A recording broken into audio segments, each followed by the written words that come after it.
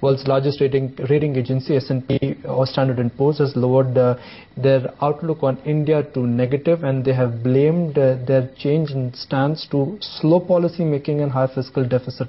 What this means for India, for future investments and cost of borrowing for corporates. Let's discuss that topic with two distinguished gentlemen, Reserve Bank of former RBI Deputy Governor Rakesh Mohan and former Finance Minister and Chairman of Parliamentary Standing Committee on Finance, Mr. Yashwant Sinha. Gentlemen, good morning. Thank you for joining us. Mr. Sinha, you go first. S&P has lowered its outlook on India to negative. Do you think S&P has been hasty with its downgrade? I don't think they have jumped the gun a little too early. All these assessments by the rating agencies are made post-budget, and this is what S&P has been doing or has done. And you know, if you look at their total assessment, they have downgraded the outlook from a stable to negative, but they have not really downgraded the credit rating, which remains what it was. They have mentioned certain concerns which have been out in the public domain all these months, namely concerns on fiscal deficit, on interest rates, on inflation, on growth rate, etc., on the current account deficit. And while the facts are not new, and therefore I am not surprised that S&P has done what it has done, it has come as some kind of a blow, because it's a credit rating agency which has said this, and therefore you know, people have sat up and taken notice of it. Mr. Mohan, just want to get you in on this. S&P has mentioned India's external position has deteriorated but remains resilient. However, it also mentions that there is a 1 out of 3 chances of a rating downgrade if the external position deteriorates further. What are the challenges on the external sector, and what is your future outlook on how the economy would shape up? Well, as I mentioned earlier, we do have current account deficit that is in excess of 4% in the last quarter. That is the September to December quarter, for which we have data. That was 4.3%, in fact, just about the highest that we've had for a very, very long time. Second, there has been some slowdown in capital flows from abroad. And so that does put a significant pressure on the Indian external situation.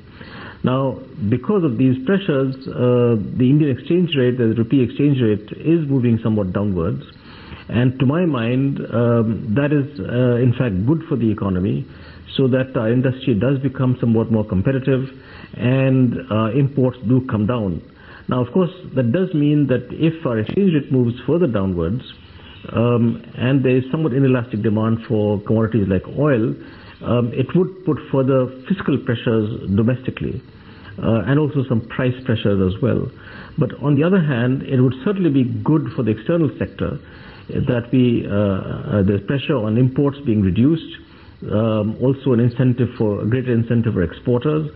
So I would hope that as a consequence of some of the current pressures that are going on, that our exchange rate does adjust to what I would call a more competitive and realistic rate, which would make our Indian industry more competitive. Also, it would make the IT companies more competitive as well as more profitable. So I do think that that would make a difference, and that external sector can indeed improve from where we are today. Mr. Mohan, S&P has blamed slow policy making for this, while the onus for this completely rests on the government. Doesn't the opposition also should shoulder some part of this, blame game?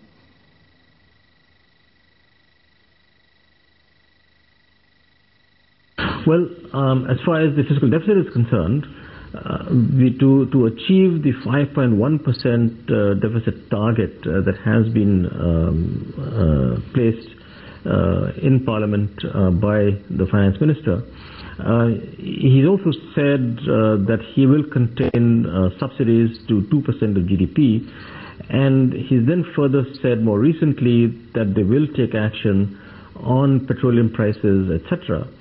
So assuming that he means what he says, and the government does take action on some of these issues to do with subsidies, and some other measures, then there's a possibility that we might achieve the 5.1% fiscal deficit target.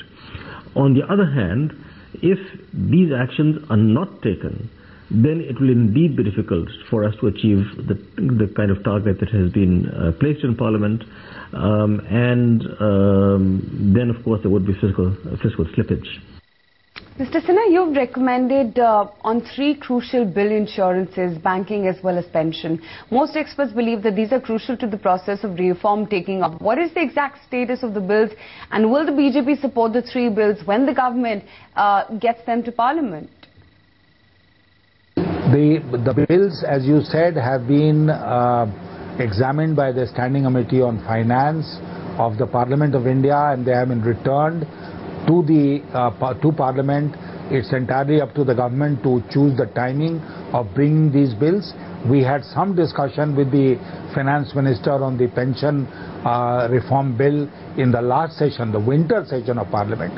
We had offered to support the bill if the recommendations of the Standing Committee were accepted. The Finance Minister indicated that he would accept the recommendations of the Standing Committee, but then he ran foul with his own alliance partners, and that's why the bill was not brought. So they'll have to discuss it with their allies, they'll have to discuss it with us, and then they should bring it to Parliament. That is one. The second one which I'd like to make is that many legislations, including economic reform legislations, have remained pending for paucity of time, not because the Parliament has been disrupted, because the sessions of Parliament have been reduced drastically. We used to meet for at least 180 days some years earlier, but now we are meeting for 90 days, 100 days, so the time, apart from the compulsory business like passing the budget, the time for other legislations gets so limited, so circumscribed, that Parliament is not able to pass those legislations. My recommendation to the government will be build a consensus, extend the sessions of Parliament so that you get more time to pass the bills. Mr. Sinha, what about FDI and retail? Something which the opposition, including BJP, had stalled, something which is need of the hour. And if FDI and retail is indeed approved, that will ensure a lot of inflationary problem in the economy will be taken care of. Well, the government obviously did not believe in it, and therefore they did not show the courage to go ahead with it. But once again, as you have said yourself, it is not, they are not concerned so much as the opposition parties opposing. They were more concerned at their own allies opposing it, and that's why they had to quickly reverse the decision which they had taken.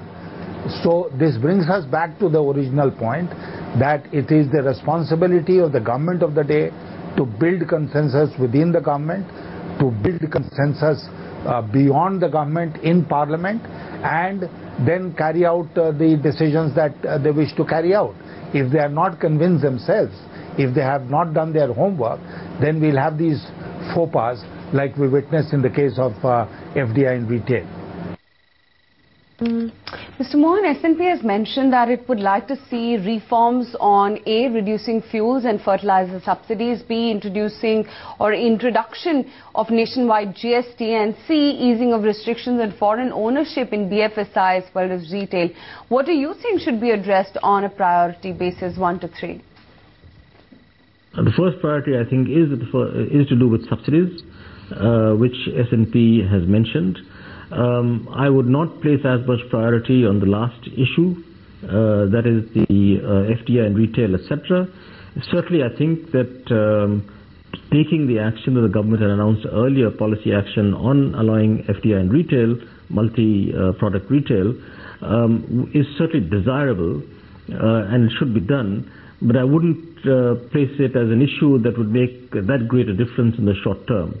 However, fiscal consolidation is indeed absolutely urgent in terms of both measures and in terms of signals. Mr. Sinha, it's easy perhaps for opposition to criticize the current ruling party, but let me ask you something directly. Given the way how crude prices have moved, if Government of India decides to increase fuel prices, diesel and petrol, will you support it? Well, this is what the governance is all about. When you are in government, you can't expect somebody else to take the tougher decisions and you take only the softer options. It's the government's duty to meet the situation frontally, explain the circumstances in which they have done what they wish to do, and then face the consequences.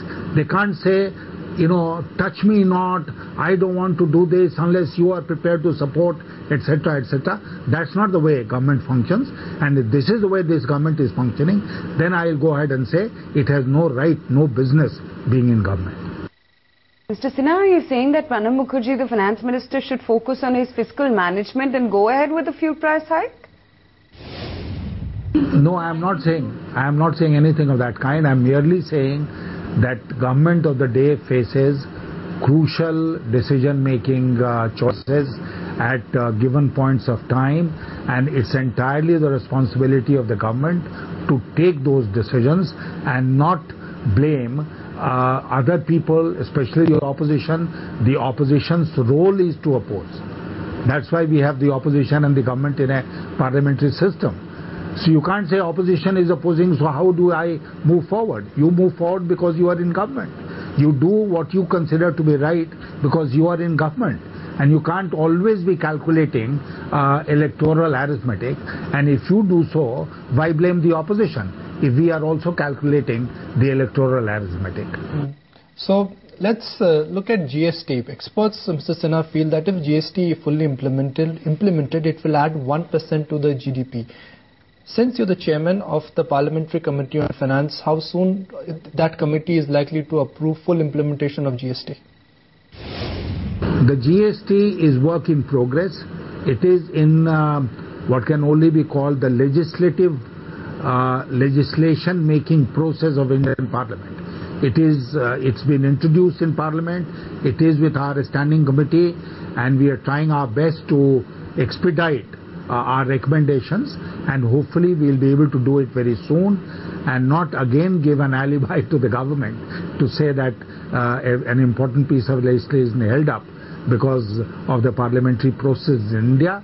And everybody else has to understand that if there is a parliamentary process, then that parliamentary process has to be gone through. There is no way in which we can avoid the parliamentary process and say this is a crucial piece of legislation, so we'll do it through an ordinance. Mr. Mohan, do you think RBI has done its best to respond to India's growth, and it's time the government does its bit? What are your expectations from the government in terms of political situation, fiscal reforms, and do you think your expectations are likely to be met in first place? Well, I think that the government has its job cut out to, in some sense, do better communication, both with the other parties as well as the public at large. I certainly believe that any government, if it explains to the people, to the other parties, that the actions it is taking are in the broad interest of the country, that it can actually get a positive political fallout from such actions, even if they are tough. So I remain an optimist on that count, that if the government actually bites the bullet, as the Prime Minister has mentioned a number of times that it intends to do, then in fact it will be good for it politically. But it does have a difficult job in communicating that, look, we are taking certain actions which will have some negative impacts on people in the short term, but if we don't take these actions, life will be much worse in the medium and longer term, and therefore it actually is much better for you. And therefore I think that there is a job that the government can do in terms of better communication, take these actions, take the other parties into confidence, and then go ahead. Mr. Sinha, Mr. Mohan, gentlemen, appreciate your time and thank you for this engaging debate.